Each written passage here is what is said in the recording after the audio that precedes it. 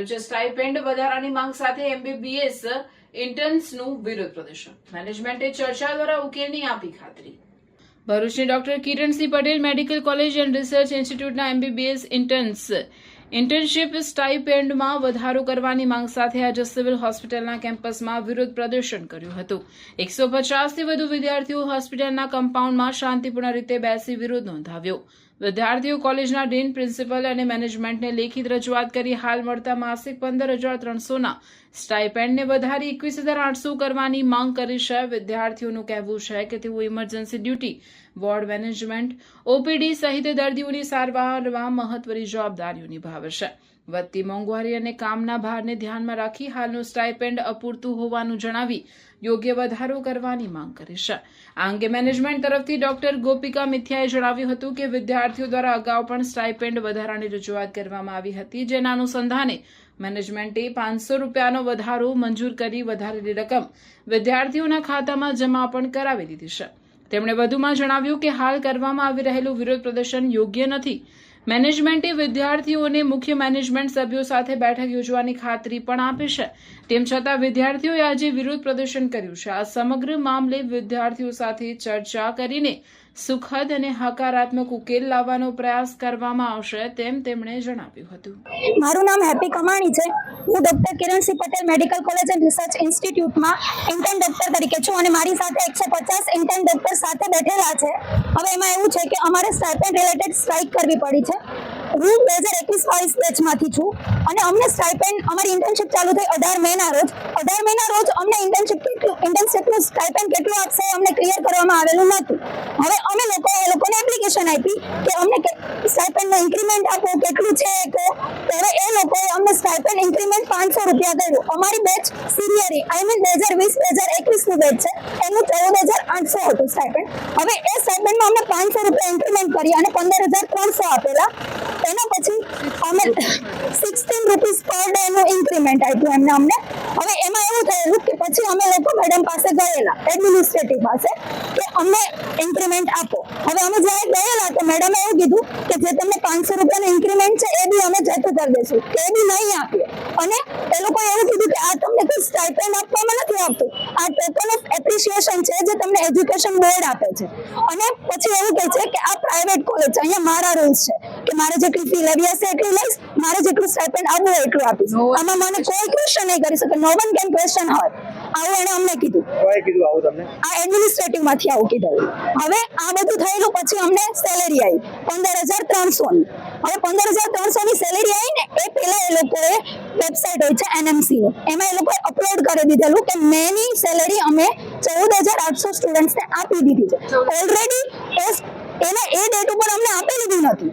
આજે અમને 2 દિવસ પહેલા સેલેરી આપી, એટલે ત્યાં બી આવું ચાલે છે.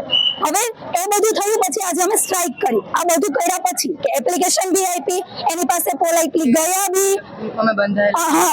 હવે પછી મેડમ અહીંયા આવ્યા. અમે અહીંયા સ્ટ્રાઇક કરી. અમે બી નહીં ઈચ્છતા કે સ્ટ્રાઇક કરીએ, કેમ કે અગર સ્ટ્રાઇક કરીએ છીએ તો પેશન્ટ બી હેરાન થાય છે.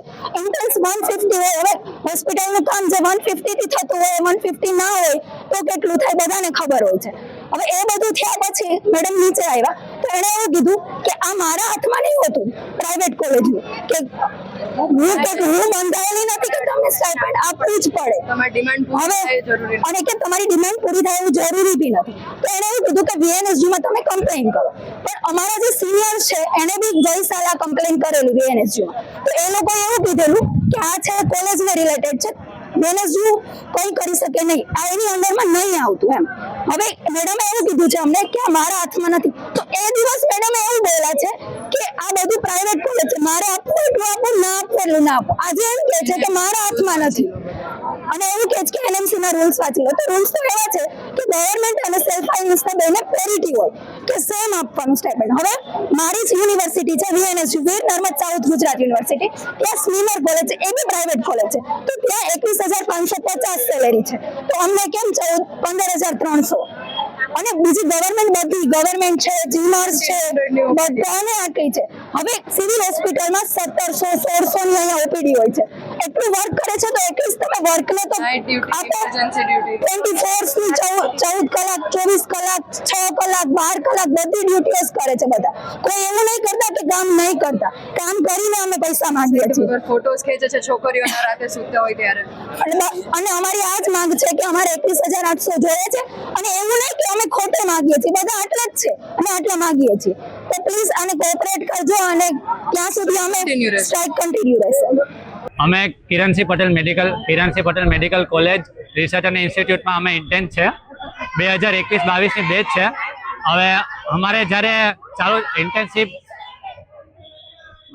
શરૂ થવાનો હતો ત્યારે અમને એવું કહેવામાં આવેલું હતું કે તમારું સ્ટાઇપન્ડ ઇન્ક્રીમેન્ટ થાય 23% જેટલું ઇન્ક્રીમેન્ટ થશે.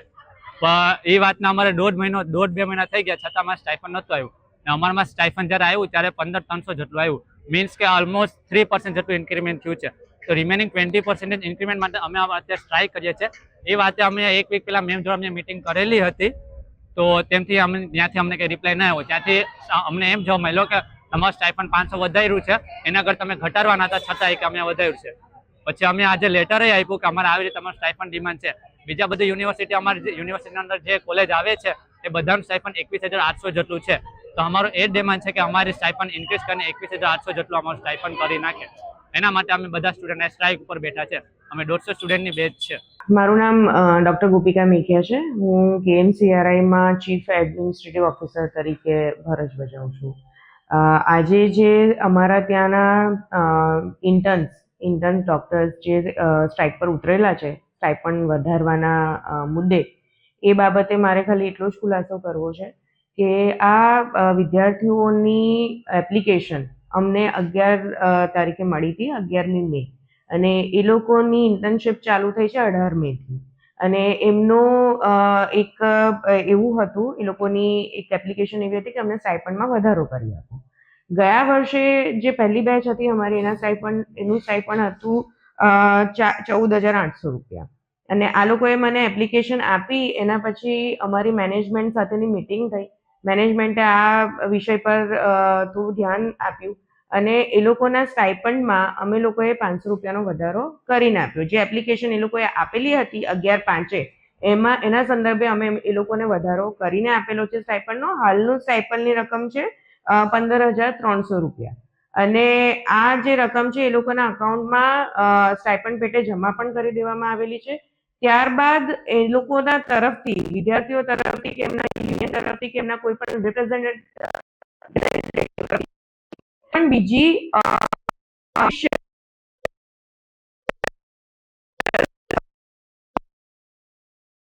કરી શકે. અરજી એમની જે અમારા પાસે હતી એના ઉપર અમે એક્શન લઈ લીધું છે, એની કાર્યવાહી થઈ ગઈ છે અને એના પૈસા પણ એમના અકાઉન્ટમાં જમા થઈ ગયા છે. તેમ છતાં જો એ લોકોને અમારા CMD સાહેબને મળવું હતું, એમને મિટિંગ કરવી હતી આ મુદ્દે આગળ વાત કરવા માટે, જે અંગેની મિટિંગ 13મી તારીખે બરોડા ખાતે નિર્ધારિત પણ કરવામાં આવેલી હતી અને જેમાં એમને સાંભળવાનો પણ વિષય મૂકવામાં આવવાનો હતો અને એમના પ્રશ્નો નિરાકરણ લાવવાનું ટ્રાય કરવામાં આવવાનું હતું. પણ આજે જે આ લોકો ધરણા પર બેઠા છે એ અંગે અમારા પાસે આના પહેલા કોઈ જાણકારી નહોતી. એમને જે અમને એપ્લિકેશન આપી હતી એ અંગે અમે નિર્ણય લઈ લીધો હતો, એમના હિતમાં લીધો હતો અને એમનું વળતર પણ એમને ચૂકવી દેવામાં આવેલું છે. ત્યારબાદ એમની કોઈ એપ્લિકેશન અમારા પાસે આવેલી નથી.